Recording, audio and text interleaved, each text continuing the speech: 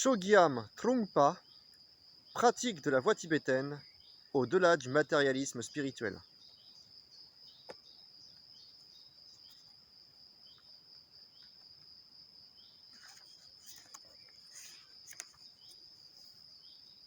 Le matérialisme spirituel.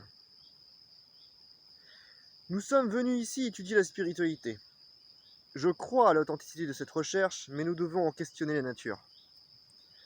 Le problème est que l'ego peut tout convertir à son propre usage, même la spiritualité. L'ego tente constamment d'acquérir et d'appliquer les enseignements spirituels à son propre bénéfice. Les enseignements sont abordés comme quelque chose d'extérieur, extérieur à moi, une philosophie que l'on tâche d'imiter. Mais on ne souhaite pas réellement s'identifier avec les enseignements, devenir les enseignements. Alors si notre maître parle de renoncer à l'ego, on essaye de mimer la renonciation. On fait les mouvements, les gestes appropriés, mais en fait, on ne veut à aucun prix sacrifier le moindre élément de son mode de vie. On devient un acteur averti, et tandis que l'on demeure sourd et aveugle à la signification véritable des enseignements, on trouve quelque confort à faire semblant de suivre le sentier. Dès que nous commençons à sentir une divergence ou un conflit entre nos actions et les enseignements, nous interprétons immédiatement la situation de façon que la contradiction soit neutralisée. L'interprète est l'ego dans son rôle de conseiller spirituel. La situation ressemble à un pays où l'État et l'Église sont séparés. Si la politique de l'État est étrangère aux enseignements de l'Église, la réaction automatique du chef de l'État est d'aller voir le chef de l'Église, son conseiller spirituel, et de lui demander sa bénédiction. Le chef de l'Église met alors au point quelques justifications et bénit la politique sous prétexte que le chef de l'État est le défenseur de la loi. Dans l'esprit d'un individu, ça marche tout à fait comme ça, l'ego étant à la fois roi et pape. Il nous faut pourfendre cette rationalisation du sentier spirituel et de nos propres actions, et aller au-delà si nous voulons réaliser la véritable spiritualité. Mais il n'est pas facile d'aborder une telle rationalisation, parce que si tout est vu à travers le filtre de la philosophie et de la logique de l'ego, de sorte que tout paraît clair, précis et cohérent. À chaque question, nous tâchons de trouver une réponse qui nous justifie. Pour nous rassurer, nous nous employons à faire entrer dans un schéma intellectuel tout ce qui, dans nos vies, porterait à confusion. Et nous nous efforçons avec tellement de droiture et de sincérité, de sérieux et de solennité, qu'il n'y a guère de place pour le soupçon. Nous avons foi en l'intégrité de notre conseiller spirituel. Peu importe les moyens employés pour cette auto-justification, sagesse des livres sacrés, cartes ou diagrammes, calculs mathématiques, formules ésotériques, fondamentalisme religieux, psychologie des profondeurs ou tout autre mécanisme, à chaque fois que nous commençons à porter des jugements de valeur, décidant que nous devrions ou pas faire ceci ou cela, nous associons déjà notre pratique ou notre savoir à des catégories qui vont par paire d'opposés. Voilà le matérialisme spirituel, la spiritualité frelatée de notre conseiller spirituel. Dès que nous formons une notion dualiste comme « j'ai fait ça pour atteindre un état particulier de conscience, un état particulier d'être », nous nous séparons automatiquement de la réalité que nous sommes. On se demandera qu'y a-t-il de mal à porter des jugements de valeur, à prendre parti. La réponse est que lorsque nous formulons un jugement secondaire, je devrais faire ceci et éviter de faire cela, nous atteignons un niveau de complication qui nous transporte à milieu de la fondamentale simplicité de ce que nous sommes. La simplicité de la méditation consiste tout bonnement à faire l'expérience de l'instinct simiesque de l'ego. Et si quelque chose est surimposé à notre psychisme, alors nous nous revêtons d'un masque lourd, épais, d'une sorte d'armure. Il est important de voir que le point essentiel de toute pratique spirituelle est de sortir de la bureaucratie de l'ego, c'est-à-dire de ce constant désir qu'a l'ego d'une forme plus haute, plus spirituelle, plus transcendante du savoir, de la religion, de la vertu, de la discrimination, du confort, bref, de ce qui fait l'objet de sa quête particulière. Il faut sortir du matérialisme spirituel. Si nous n'en sortons pas, si nous en faisons notre pratique, nous nous doterons peut-être d'une vaste collection de sentiers spirituels, fort précieux à notre avis. Nous avons tellement étudié, peut-être avons-nous étudié les philosophies occidentales ou les mystiques orientales, pratiqué le yoga, ou même recueilli les enseignements de dizaines de grands maîtres. Nous sommes accomplis car nous savons tellement de choses. Nous sommes intimement persuadés d'avoir ramassé un trésor de connaissances. Et pourtant, à l'issue de cet itinéraire, il y a encore quelque chose à abandonner. Quel mystère! Comment est-ce possible? C'est impossible. Hélas, c'est pourtant vrai. Ces trésors de connaissances, ces sommes d'expérience, ne sont qu'un élément de la vitrine de l'ego. Ils concourent à le rendre plus grandiose. Nous les affichons et ce faisant, nous nous rassurons sur notre existence, confortable et sans risque d'être spirituelle. En fait, nous avons simplement monté une boutique d'antiquité. Peut-être nous sommes-nous spécialisés dans les objets orientaux, les antiquités du Moyen-Âge chrétien ou les vieilleries d'une telle culture à telle époque, mais quoi qu'il en soit, nous sommes des boutiquiers. Avant d'être bourrée d'objets, la pièce était belle. Des murs pastel à chaud, un simple plancher, et une lampe brillant au plafond. Un objet d'art trônait au milieu de la pièce, et c'était beau. Tout le monde venait jouir de cette beauté, à commencer par nous. Mais nous n'étions pas satisfaits. Nous pensions, si ce seul objet embellit tellement ma chambre, plus j'aurai d'antiquités, plus ce sera beau. Alors nous avons commencé à collectionner et le résultat fut le chaos. Nous avons parcouru la planète entière à la recherche de beaux objets, l'Inde, le Japon et les contrées les plus diverses. Et à chaque fois que nous trouvions une pièce rare, comme nous n'en découvrions qu'une à la fois, nous la trouvions belle et pensions qu'elle ornerait notre boutique. Mais lorsque nous rentrions avec l'objet, il venait s'ajouter à notre bazar hétéroclite. L'objet n'irradiait plus aucune beauté dès lors qu'il était perdu au milieu de tant de choses merveilleuses. Il ne signifiait plus rien. Et notre chambre magnifique prenait figure du magasin de brocante. Le véritable amateur d'art n'accumule ni le savoir ni la beauté, il jouit pleinement de chaque objet. C'est un point fondamental. Si l'on apprécie réellement un bel objet, on s'identifie complètement avec lui et l'on s'oublie soi-même. Il en est de même lorsque vous voyez un film passionnant et que vous perdez la conscience d'être un spectateur. À ce moment précis, le monde n'existe plus. Tout notre être se résume à cette scène de film. Voilà bien ce dont il s'agit, une complète identification avec l'objet. Alors, qu'en est-il de ce si bel objet, de cet enseignement spirituel? L'avons-nous goûté, mâché et avalé correctement, ce simple objet de beauté, ce simple enseignement spirituel? Ou bien l'avons-nous seulement considéré comme un morceau de notre collection en expansion? J'insiste sur ce point parce que je sais bien que personne d'entre nous n'est venu aux enseignements et à la pratique de la méditation pour faire de l'argent, mais qu'au contraire nous voulons sincèrement apprendre et nous développer.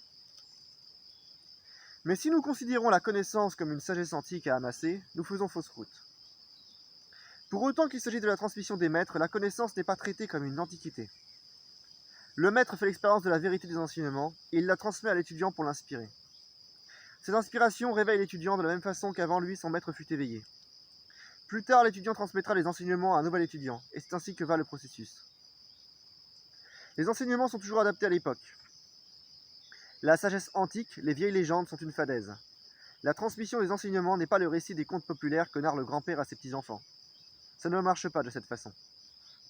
Il s'agit d'une expérience réelle.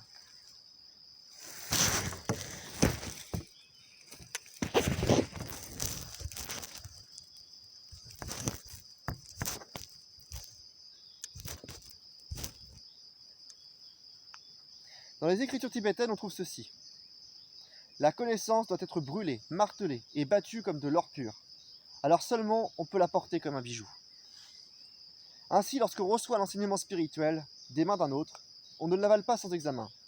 On le brûle, on le martèle, on le bat, jusqu'à ce qu'apparaisse la couleur brillante et digne du métal le plus précieux. Alors on peut le façonner, lui donner l'apparence d'un bijou, avec la forme que l'on veut, et le porter. Le dharma concerne donc chacun, quel que soit son âge, c'est quelque chose de vivant. Il ne faut pas imiter le maître, essayer de devenir un double du maître. Les enseignements sont une expérience absolument personnelle, jusqu'au porteur actuel de la doctrine. De nombreux lecteurs se sont peut-être familiarisés avec les histoires de Naropa, Tilopa, Marpa, Milarepa, Gambopa et autres maîtres de la lignée Gagyu. L'expérience de ces maîtres était vivante, et il en est de même pour les représentants actuels de la lignée. Seuls diffèrent les détails des situations de leur existence. Les enseignements sont comme le pain qui sort du four, à la fois frais et brûlant. Chaque boulanger applique le savoir universel de la boulange à son four et à sa pâte à lui. Il fait personnellement l'expérience de la fraîcheur et de la chaleur de son pain. Il le coupe frais et le mange chaud. Il fait sienne les leçons et les met en pratique. C'est un processus extrêmement vivant. Il n'y a pas d'illusion concernant l'accumulation de connaissances. On doit travailler avec son expérience personnelle. Et si les choses deviennent confuses, il n'est pas question de revenir à notre collection privée pour tâcher d'y trouver quelques confirmations ou consolations du type « le maître et l'enseignement sont de mon côté ». Le sentier spirituel ne va pas ainsi. C'est un chemin solitaire et individuel. Question. Pensez-vous que le matérialisme spirituel soit un problème spécifiquement américain? Réponse. De Shogyan Trungpa. Chaque fois que des enseignements sont apportés de l'étranger dans un pays, le problème du matérialisme spirituel connaît un regain d'intensité. Aujourd'hui, l'Amérique est sans aucun doute une terre fertile prête à recevoir les enseignements. Et c'est justement parce que cette terre est fertile en quête de spiritualité qu'elle est une bonne proie pour les charlatans. Les charlatans ne seraient pas ce qu'ils sont s'ils n'avaient de bonnes raisons d'être des charlatans. Sinon, ils dévalueraient plutôt les banques dans la mesure où ils souhaitaient devenir riches et célèbres. C'est précisément parce que le continent nord-américain est engagé dans une intense quête spirituelle que la religion devient un moyen aisé de gagner de l'argent et d'acquérir de la renommée. Aussi voyons-nous des charlatans aussi bien dans le rôle de l'étudiant Sheila que dans celui du gourou. Je trouve que, dans le temps présent, l'Amérique est une terre bien intéressante. Question. Avez-vous accepté quelques maîtres spirituels vivants comme gourou? Réponse. Plus maintenant. J'ai laissé physiquement derrière moi au Tibet mes maîtres et mes gourous, mais les enseignements restent avec moi et continuent. Question. Mais alors qui suivez-vous? Réponse. Les situations sont la voix de mon maître, la présence de mon maître. Question. Lorsque Shakyamuni le Bouddha eut atteint l'illumination, subsistait-il en lui quelques traces d'ego de telle sorte qu'il put mener à bien son enseignement? Réponse. L'enseignement se produisit. Bouddha n'avait ni le désir d'enseigner, ni celui de ne pas enseigner. Il passa 7 semaines assis à l'ombre d'un arbre et marchant le long du fleuve. Et puis quelqu'un survint et il commença à parler. On n'a pas le choix, on est là, ouvert, la situation se présente et l'enseignement a lieu. Voilà ce que l'on appelle activité de Bouddha. Question. Dans le domaine spirituel, il est difficile de ne rien vouloir acquérir. Est-ce qu'en chemin on perd ce désir d'acquérir quelque chose? Réponse. Laissez s'éteindre la première impulsion. Votre premier mouvement en direction de la spiritualité vous conduira peut-être à un certain type de milieu spirituel. Mais si vous travaillez mu par cette impulsion, elle s'évanouira graduellement et le moment viendra où elle paraîtra fastidieuse, monotone. C'est là une indication fort utile. Voyez-vous, il est essentiel que vous vous branchiez sur vous-même, sur votre propre expérience réelle. Si l'on ne se branche pas sur soi-même, le sentier spirituel devient dangereux, une distraction extérieure plutôt qu'une expérience personnelle organique. Question. Si l'on se décide à sortir de l'ignorance, il y a fort à parier que tout ce qui paraîtra bon dans ce que l'on fera profitera à l'ego, et de fait entravera la progression. Tout ce qui semblera bon sera mauvais, tout ce qui nous renversera pas nous enfoncera. Comment en sortir? Réponse. Si vous faites quelque chose de bon en apparence, cela ne veut pas dire que c'est mauvais, pour la bonne raison que le bien et le mal sont en dehors du sujet. On ne travaille pas d'un seul côté, que ce soit celui du bien ou du mal, on travaille avec l'intégralité du tout, au-delà de ceci et cela. Je dirais que l'action trouve sa complétude. L'action n'est pas partiale, mais tout ce que nous faisons en relation avec le bien et le mal nous donne l'illusion de la partialité. Question. Si l'on nage dans la confusion et que l'on cherche à en sortir, on fait parfois trop d'efforts. Mais si l'on ne s'efforce pas, comment arrive-t-on à comprendre que l'on se dupe? Réponse. Certes, mais cela ne signifie pas qu'il faille pratiquer les extrêmes du trop d'efforts ou l'absence d'efforts. Il faut pratiquer une sorte de voie du milieu, être complètement ce que l'on est. On pourrait édifier toute une littérature sur le sujet, mais il faut simplement le faire. Si l'on commence à vivre réellement la voie du milieu, alors on verra, on trouvera. Il faut s'accorder la faveur de se faire confiance, se fier à sa propre intelligence. Nous sommes des gens extraordinaires qui avons en nous des choses fabuleuses. Simplement, il nous faut nous laisser être. Une aide extérieure ne sert de rien. Si l'on ne veut pas se laisser croître, on bascule dans le processus autodestructeur de la confusion. Personne d'autre que nous-mêmes ne nous détruit. Et c'est bien pourquoi c'est si efficace. Il s'agit d'une autodestruction. Question. Qu'est-ce que la foi? Est-elle utile? Réponse. La foi peut être simple et aveugle, ou bien il peut s'agir d'une indestructible confiance. La foi aveugle est dépourvue d'inspiration. Elle est très naïve. Elle n'est pas créatrice sans être pour autant exactement destructrice. Elle n'est pas créatrice parce que vous-même et la foi n'entrez pas réellement en relation, en communication. Simplement vous acceptez aveuglément l'intégralité de la croyance en toute naïveté.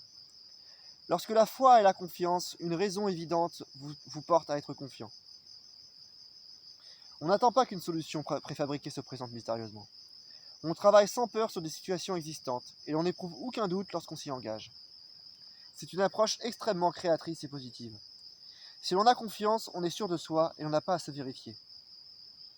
Cette confiance est absolue, c'est une compréhension réelle de ce qui se passe ici et maintenant. Et dès lors, on n'hésite pas à emprunter de nouveaux chemins, ni à agir de la façon qu'exige chaque nouvelle situation. Question. Qu'est-ce qui nous guide sur le sentier? Réponse. À vrai dire, il ne semble pas qu'il y ait un guide particulier. En fait, si quelqu'un nous guide, c'est suspect, parce qu'alors nous nous appuyons sur un élément extérieur. Être pleinement ce que nous sommes, voilà ce qui nous guide, et il n'y a rien à suivre. On n'a pas à suivre la queue de quelqu'un, on navigue seul. En d'autres termes, le guide ne marche pas devant soi, mais avec soi. Question. Pourriez-vous dire un mot de la façon dont la méditation court-circuite les mécanismes de défense de l'ego? Réponse.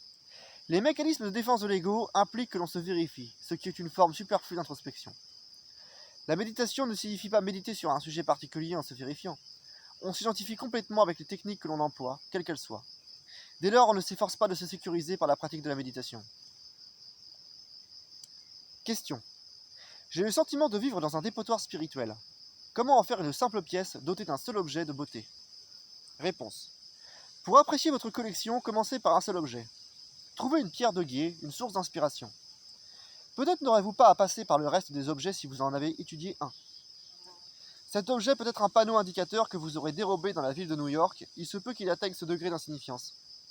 Mais il faut commencer avec une chose, voir la simplicité, la qualité brute de cet objet, ou rebut, ou cette pièce rare. Si nous pouvons commencer avec une seule chose, ce sera comme posséder un objet dans une chambre vide. Je crois qu'il faut trouver une pierre de gué. Nous avons tellement de choses dans notre collection que nous ne savons pas par quoi commencer. Il nous faut laisser notre instinct déterminer l'objet à élire en premier lieu. Question. Pourquoi, à votre avis, les gens tâchent-ils tant de protéger leur ego? Pourquoi est-il si difficile de lâcher prise sur son ego? Réponse. Les gens ont peur de la vacuité de l'espace, de l'absence de compagnie, de l'absence d'ombre. N'avoir rien ni personne sur quoi se brancher peut se révéler être une expérience terrifiante. L'idée à elle seule peut être effrayante au plus haut point, même si elle n'a aucune commune mesure avec l'expérience réelle. Généralement intervient une peur de l'espace, la peur de ne pouvoir s'ancrer dans aucun terrain solide, de perdre son identité comme chose fixe, solide et définie. Cela pourrait paraître menaçant.